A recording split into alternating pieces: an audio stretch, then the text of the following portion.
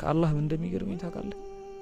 ዛሬ ወንጀል ሰራህ መጣ አላመል ጎዩብ ነው። ነገህን ከነገ ወዲያህን ያውቃል። ማረኝ ስትለው ይምራል። ነገ እኮ እንደምትሰራው እኮ ያውቃል እኮ። አይጠራቀምልህ እያለ አይደለም የሚያጠራቅምልህ። ለምሳሌ ካንተ የሆነ ብር ወስድ መጥቼ በቃ ብር ካንተ ወስጃለሁና አፉ በለኝ ብለህ ነገም እንደምወስድ እያወቅ ዛሬ አፉ አትለኝ። አፉ ብትለኝ የዛሬዋን ዋጋ ታስከፍለኛለህ። አላህ ግን እንደዛ አይደለም።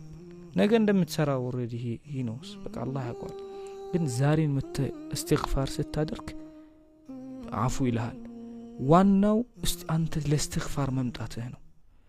አባ ሶ እንደው ከዛሬም ፖድካስታችን አንድ ሰው ካገኘን ይበቃናል።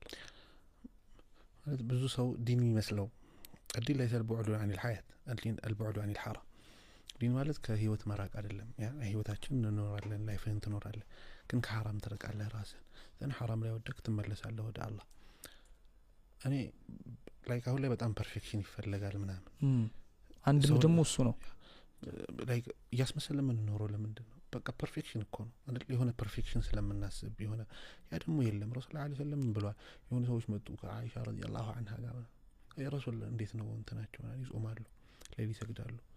አንዱ እኔ በቃ ሌሊቱን ስሰግድ ነው ምናምን ማሳልፈው፣ አንዱ እኔ ሁሌ ነው የምጾመው፣ አንዱ ተነስቶ እኔ አላገባም ሚስት። ረሱል ሰለላሁ ዐለይሂ ወሰለም እንደዛ አይደለም፣ እተኛለሁ፣ እነሳለሁ፣ ጾማለሁ፣ በላለሁ፣ ሚስት አገባለሁ።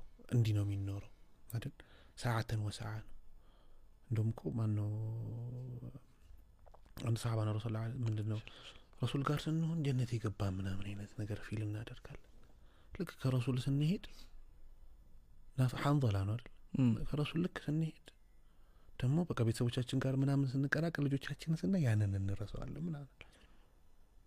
ከዛ ያለቀሰም አቡበክር አገኙት ናፈቀ ሐንዘላ ሙናፊቅ ሆነ ምናምን አይነት ነገር ላይክ ፐርፌክሽን ስለሆነ የሚፈልጉት ማለት ፐርፌክሽንን ስለነበር እያሰበ ነበር።